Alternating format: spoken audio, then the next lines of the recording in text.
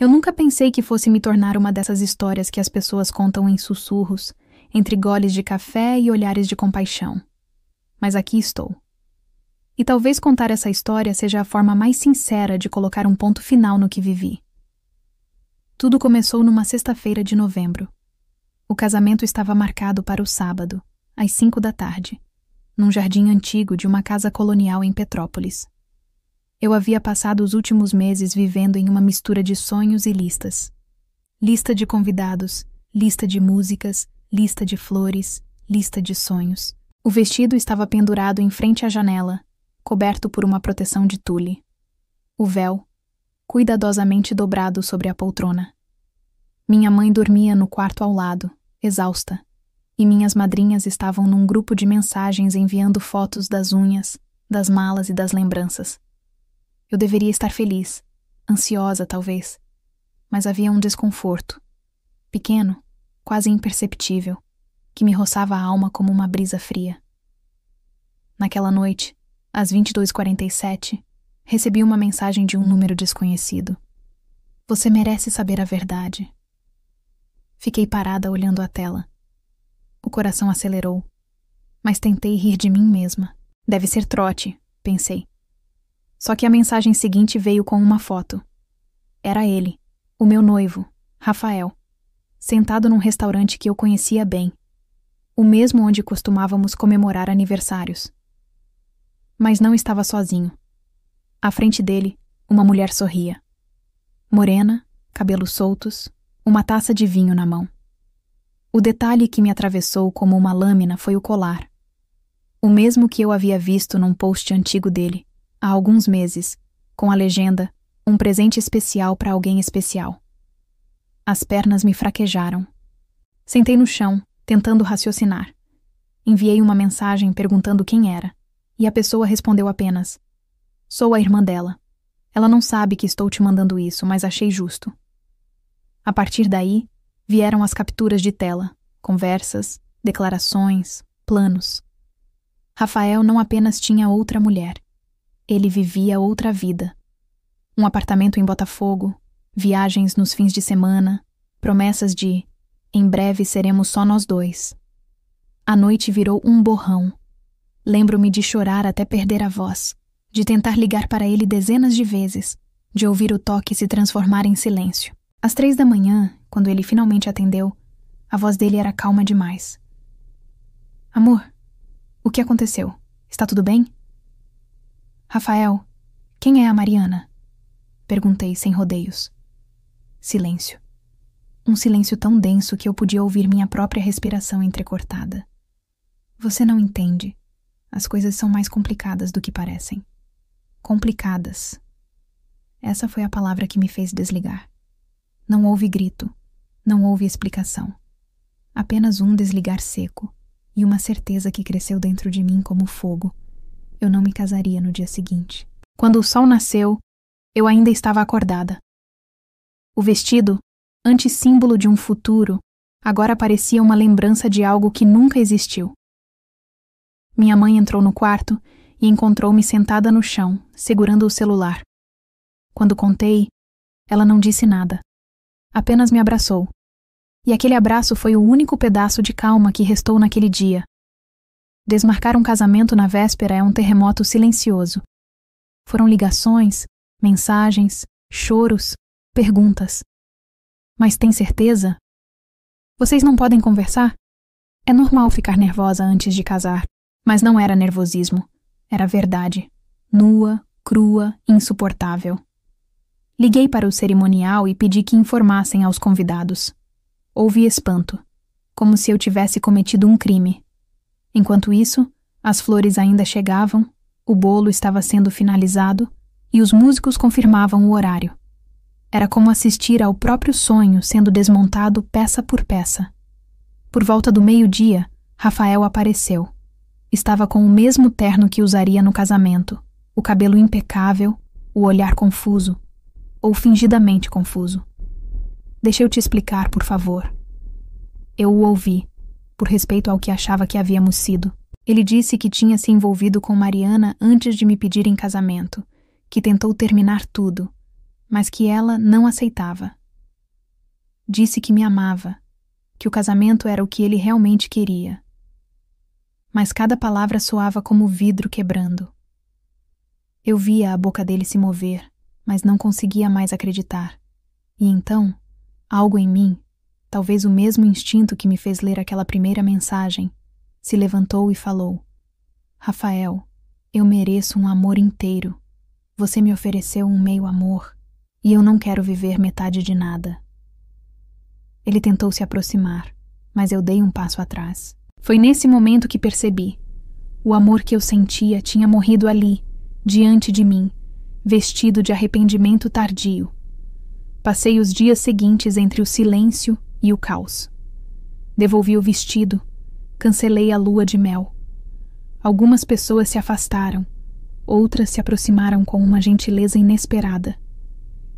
Mariana me procurou meses depois, não para pedir desculpas, mas para contar que também tinha sido enganada, que ele lhe prometera um casamento, que falava de mim como uma ex que não superava.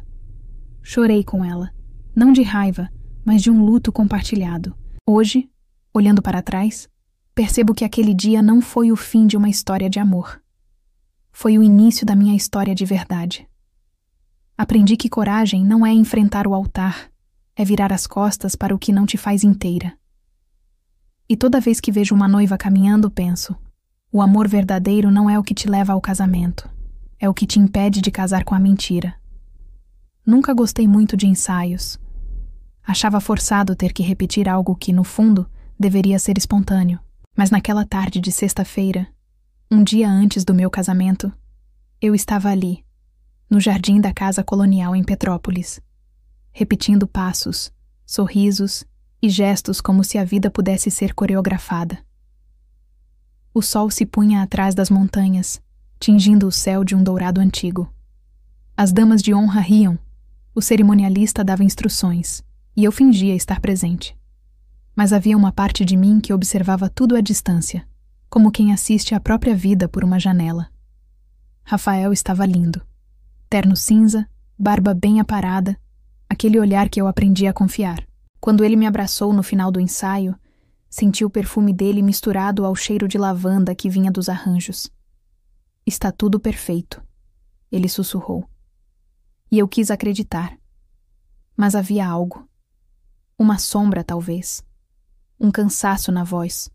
Um atraso constante nas respostas. Uma ausência disfarçada de pressa. Eu notei. Claro que notei. Mas o amor, quando quer se manter vivo, é um excelente contador de histórias.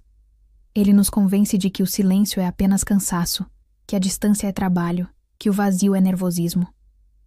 Quando voltamos para o hotel, já era noite. Minhas madrinhas estavam animadas, abrindo o espumante, tentando me fazer rir. Amanhã é o grande dia, gritavam. Eu sorria, mas algo dentro de mim se calava. Naquela noite, enquanto olhava o vestido pendurado, algo me pareceu errado. Talvez fosse o modo como o tecido balançava na brisa, como se hesitasse em permanecer ali. Dormi pouco, e quando o celular vibrou às 22h47, com aquela mensagem anônima: "Você merece saber a verdade", senti o mundo mudar de eixo. O primeiro sentimento foi incredulidade. O segundo, medo. Abri a mensagem seguinte e vi a foto. Rafael num restaurante, rindo. À frente dele, uma mulher. A mesma mesa, o mesmo vinho, o mesmo sorriso que ele usava comigo. Eu fiquei parada, sentindo as batidas do coração nos ouvidos. Toquei na tela para ampliar a imagem. Não havia como negar. Era ele. E então vieram as provas. Capturas de tela. Conversas antigas, promessas. E o nome dela, Mariana. Eu li e reli cada palavra, até o sentido delas desaparecer. Eu te amo. Logo vamos contar para todo mundo. Ela não significa mais nada para mim. Ela, no caso, era eu. Liguei para ele. Nenhuma resposta. As horas passaram e quando finalmente atendeu, a voz dele veio sonolenta, ensaiada. Amor, o que foi? Quem é a Mariana? O silêncio foi a resposta mais honesta que ele me deu em 2 anos de relacionamento. As coisas são complicadas. Então não quero mais simplificá-las. Desliguei. E chorei. Chorei até não reconhecer minha própria voz. Às 3 da manhã, sentei no chão e comecei a escrever uma lista. Não de convidados, nem de músicas, mas de tudo o que eu não suportaria mais engolir. No topo da lista escrevi: não casar com mentiras. O sábado amanheceu bonito, como se o universo fizesse questão de ironizar a tragédia.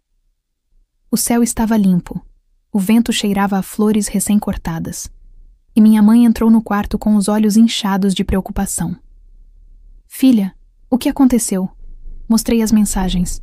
Ela leu em silêncio, depois me abraçou. Nenhuma palavra faria diferença. Enquanto o mundo seguia se preparando para o casamento, os convidados no caminho, os músicos chegando, os arranjos sendo montados, eu comecei a desfazer tudo. Liguei para o cerimonial, pedi que cancelassem o evento.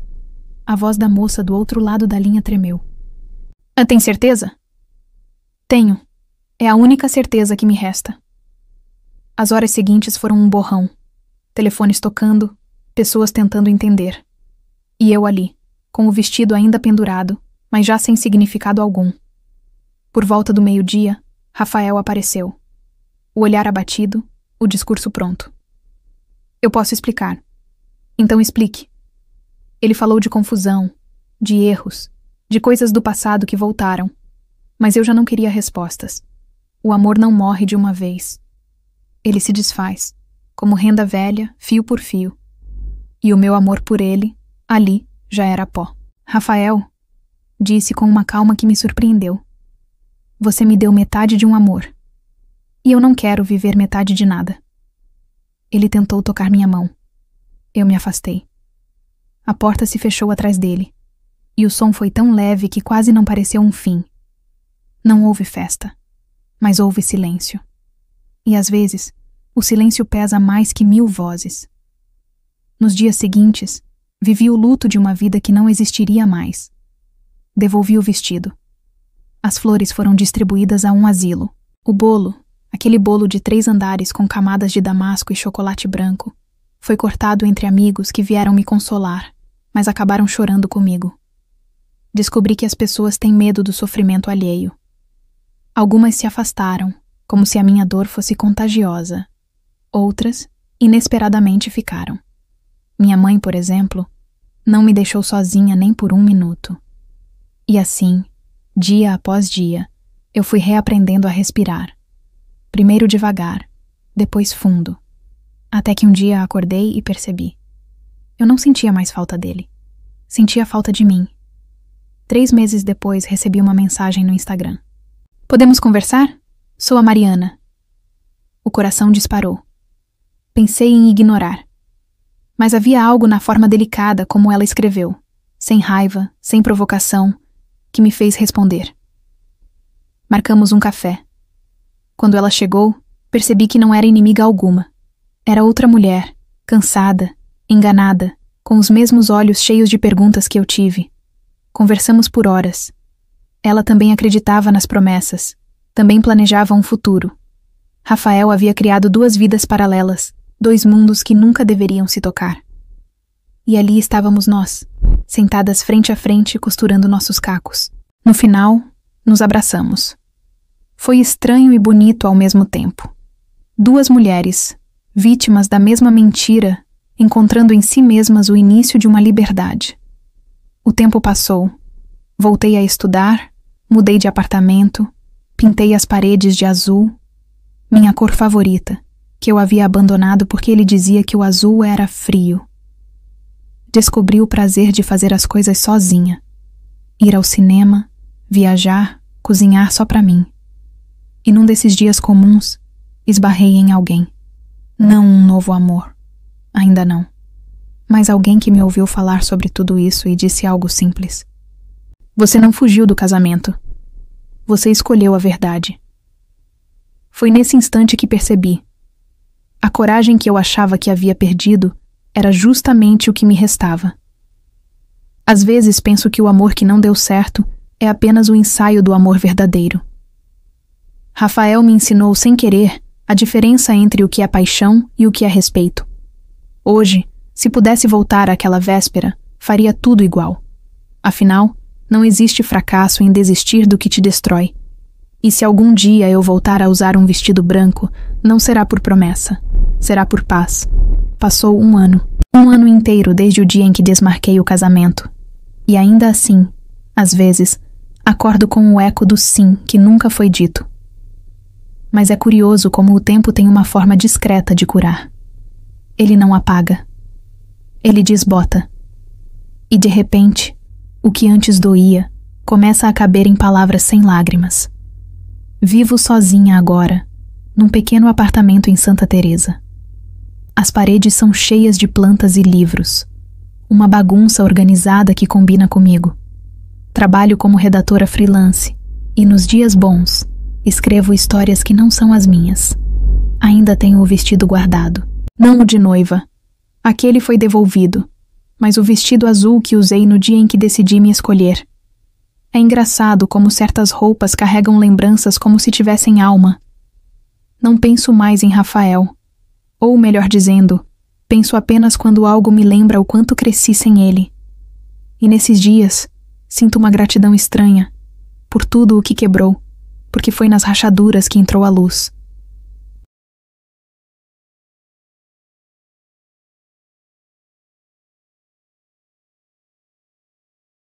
Era uma terça-feira comum quando o conheci.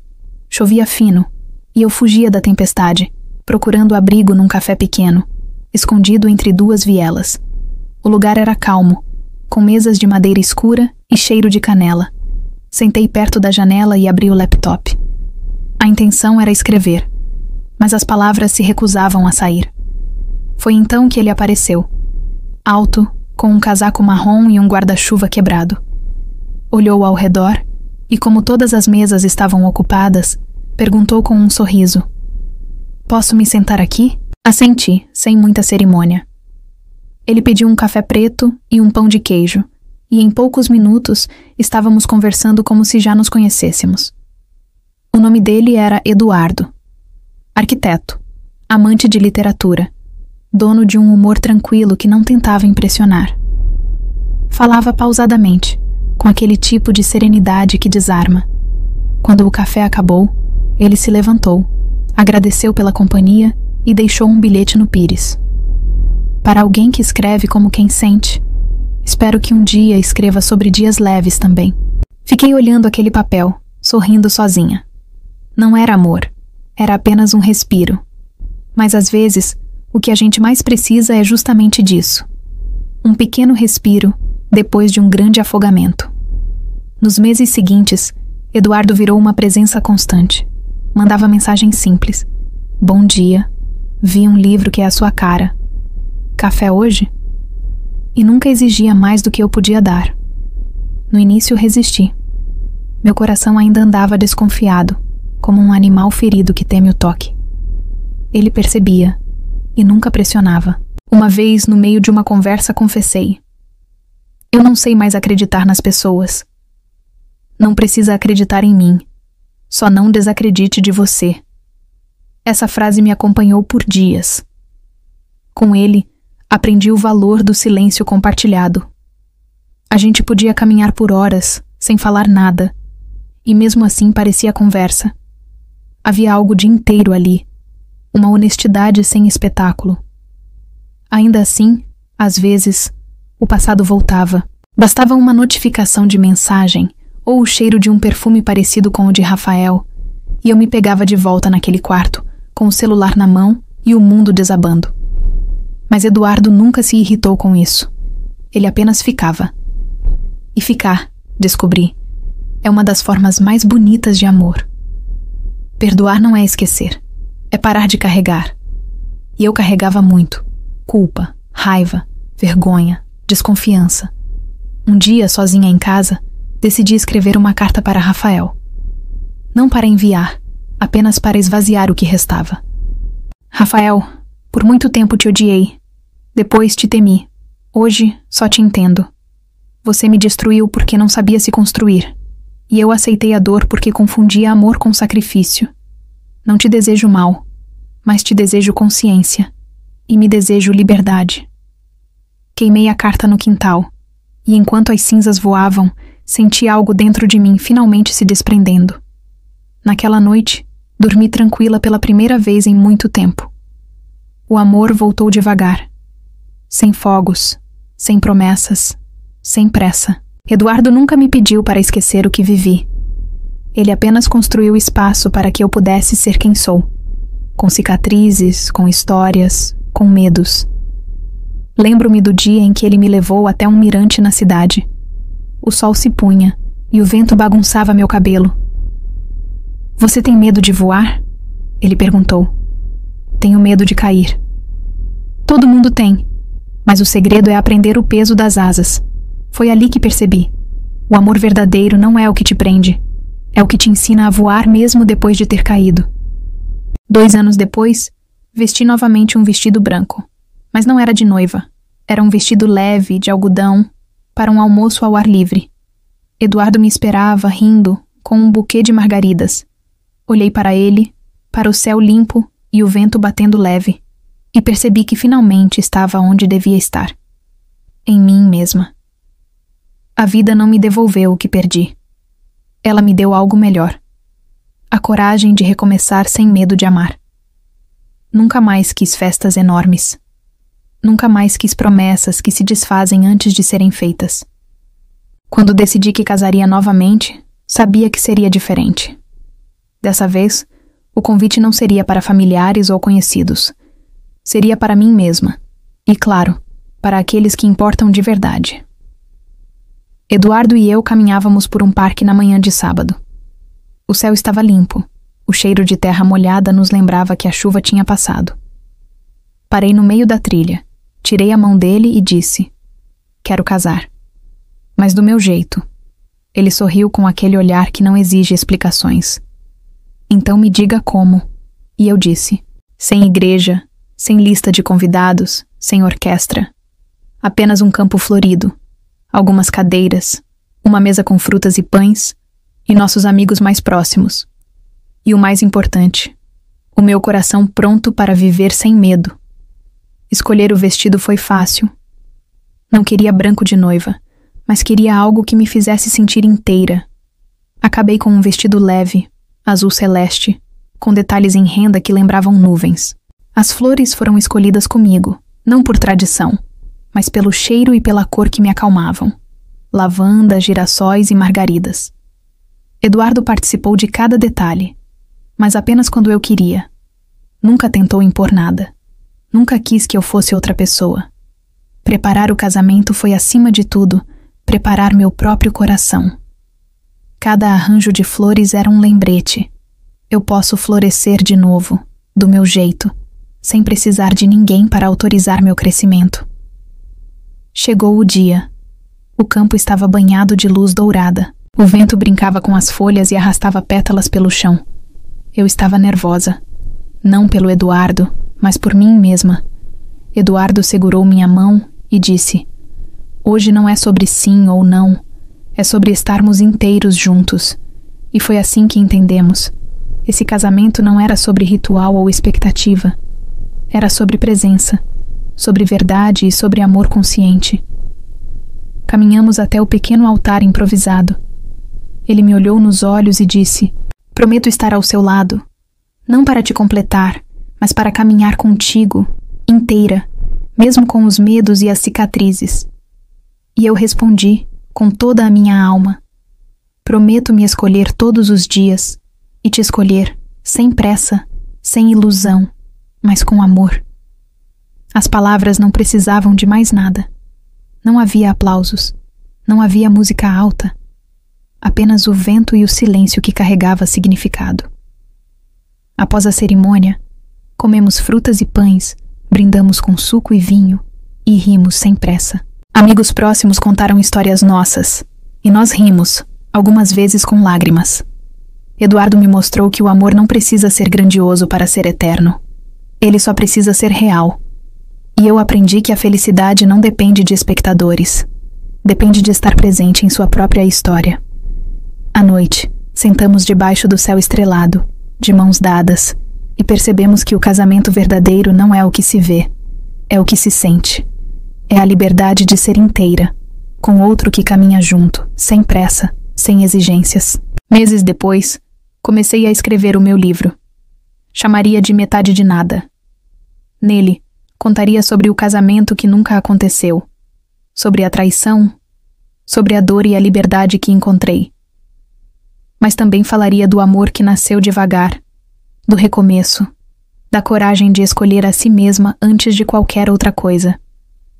O livro se tornou um sucesso silencioso, não pelos holofotes, mas porque tocava quem precisava ouvir. Quem perdeu e precisou se reencontrar. E no fundo, aprendi que minha história não era sobre Rafael, não era sobre traição. Era sobre mim. Sobre aprender a voar, mesmo depois de cair. Sobre descobrir que o verdadeiro casamento é com sua própria vida e que o amor só floresce quando não precisa ser urgente. Hoje, quando olho para o campo onde casei com Eduardo, vejo não apenas um lugar. Vejo a transformação de uma mulher que aprendeu a se escolher. O céu está azul e sinto que finalmente posso respirar sem medo. O passado me trouxe dor, mas também sabedoria. E o futuro? O futuro é apenas uma página em branco, e finalmente sei que posso escrevê-lo sem pressa, sem ilusão, mas inteira e feliz.